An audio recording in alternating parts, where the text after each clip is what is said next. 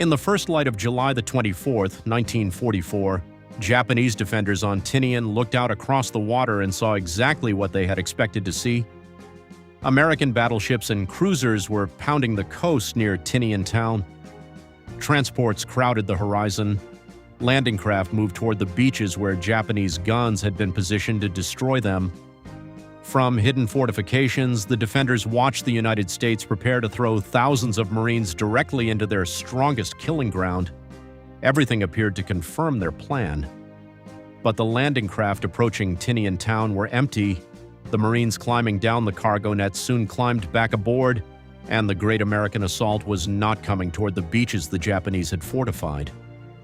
While the defenders watched a carefully staged performance in the south, the real invasion force was already moving toward two narrow strips of coral in the northwest, beaches so small and inconvenient that the Japanese had never believed an army would attempt to use them. What followed was later described by Marine General Holland Smith as the perfect amphibious operation, an American victory built not only on overwhelming firepower, but on commanders willing to reject the obvious plan, engineers capable of turning scrap steel into a battlefield solution, and troops prepared to land where the enemy believed landing was impossible. Tinian was only about 12 miles long and 5 miles wide, but in the summer of 1944 it possessed enormous strategic value. Along with Saipan and Guam, it stood inside Japan's defensive perimeter in the Mariana Islands.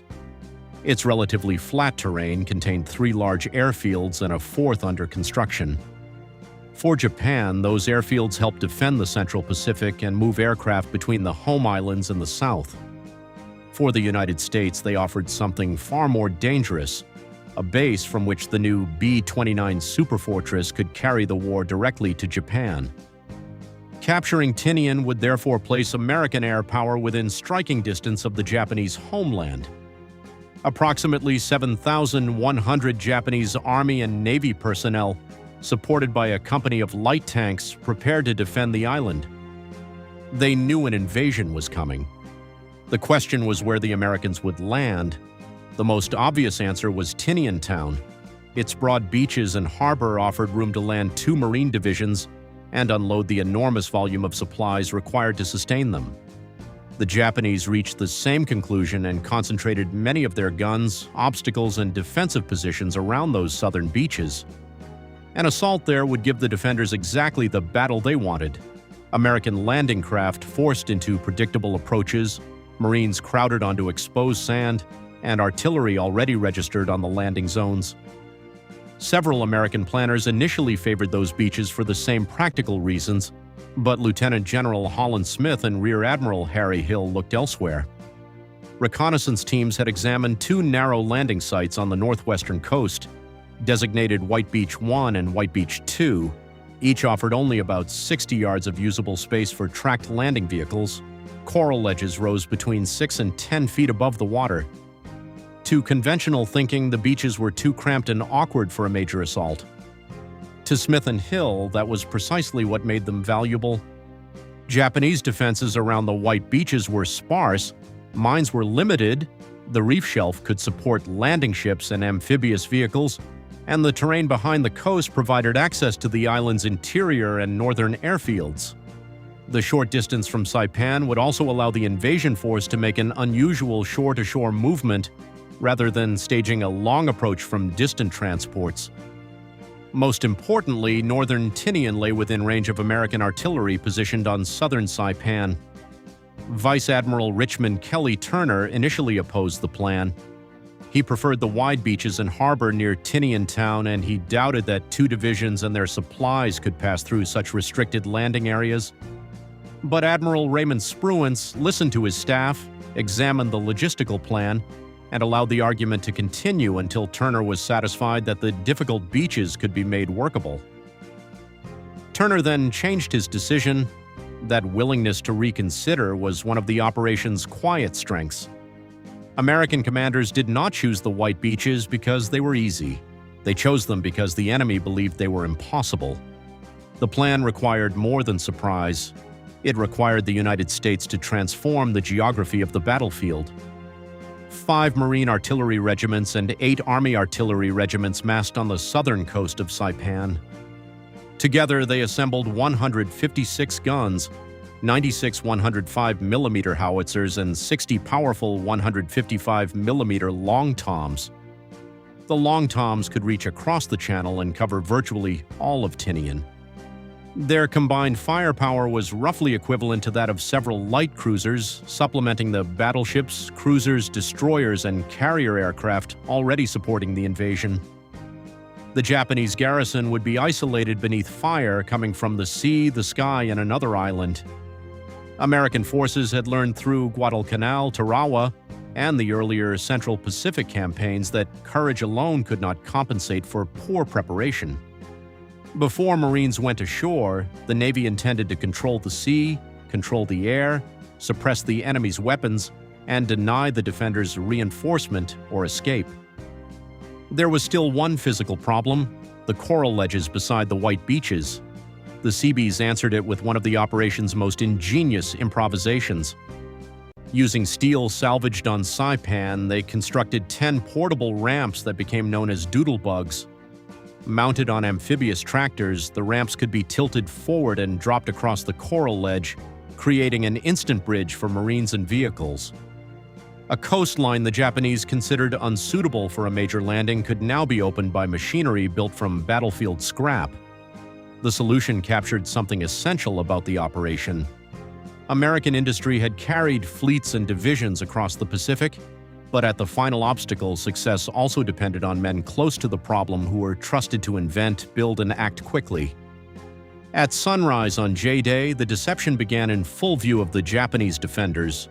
Off Tinian Town, the battleship USS Colorado, the light cruiser Cleveland, and 4 destroyers renewed their bombardment.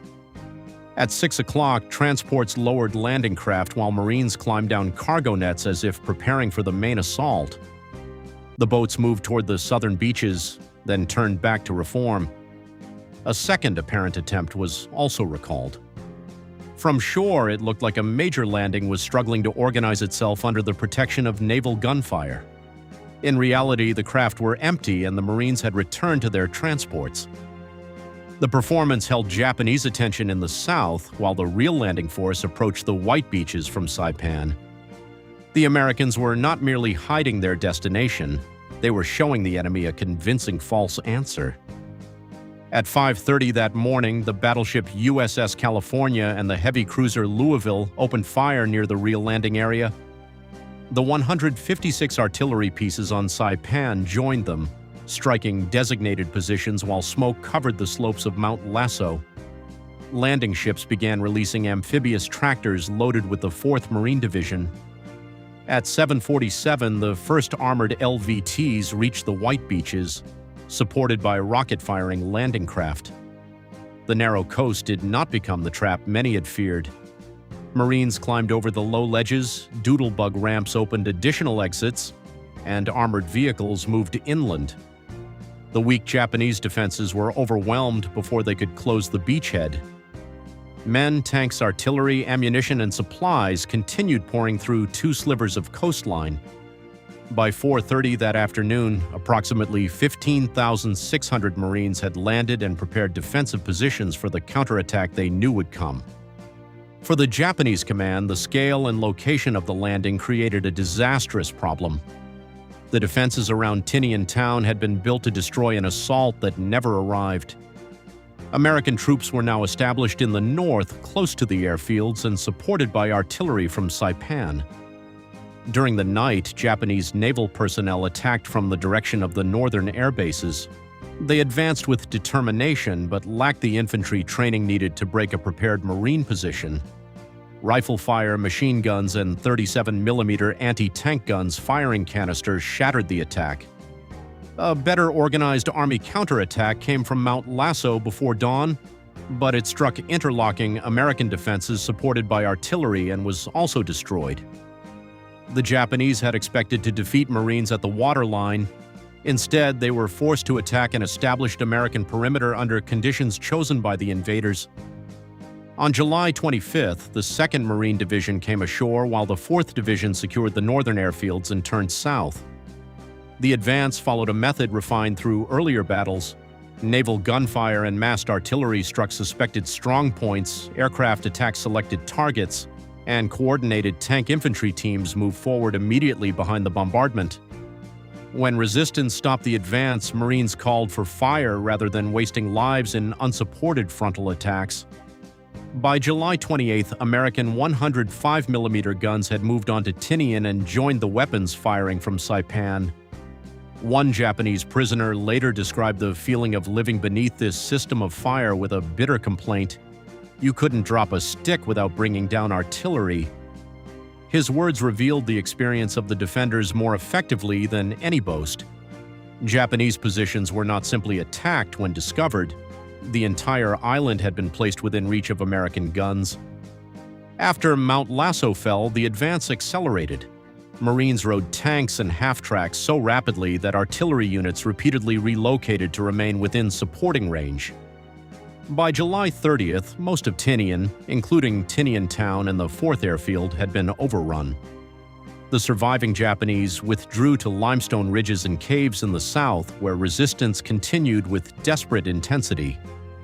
The island was declared secure on August 1st, although scattered groups fought on and launched further attacks. On August 10th, Admiral Spruance transferred responsibility from the assault force to the island's garrison command. The operation had achieved a ratio of American to Japanese killed greater than 20-1, according to the wartime figures examined in the article, despite the attackers landing on hostile ground. That result did not mean the battle had been bloodless. Americans were killed and wounded, and the Japanese garrison was largely destroyed. But compared with the terrible cost of earlier Pacific landings, Tinian demonstrated how planning, deception, concentration of force, and adaptable engineering could save the lives of the men ordered to go ashore. The pride Americans took in Tinian did not rest on a claim that victory had been easy or inevitable. It rested on the number of difficult decisions that proved correct. Smith and Hill recognized that the weakest beaches were strategically the strongest. Turner defended his concerns, then changed course when the evidence showed the northern plan could work. Spruance balanced operational risk with the opportunity for surprise. Navy gunners, Army and Marine artillerymen, aviators, and landing forces synchronized their actions across sea, air, and land. Seabees faced a coral wall and built a bridge from scrap. Marines landed through openings only yards wide, expanded the beachhead, absorbed the counterattacks, and drove the defenders the length of the island. Each part supported the others, and no single act of bravery was required to compensate for a failure of planning. Tinian soon became one of the largest and most important air bases of the Pacific War. Its runways helped carry the American bombing campaign to Japan, proving why both sides had understood the island's value. Yet the battle's lasting lesson was established before those runways filled with B-29s. On the morning of July 24th, Japanese defenders looked toward Tinian Town and believed they understood the American plan. They saw warships, transports, landing craft, and bombardment exactly where they expected them. What they did not see was the real strength of the United States gathering beyond their attention. Commanders willing to abandon the obvious approach, artillery massed on another island, engineers converting scrap into assault bridges, and thousands of Marines moving toward beaches the enemy had dismissed.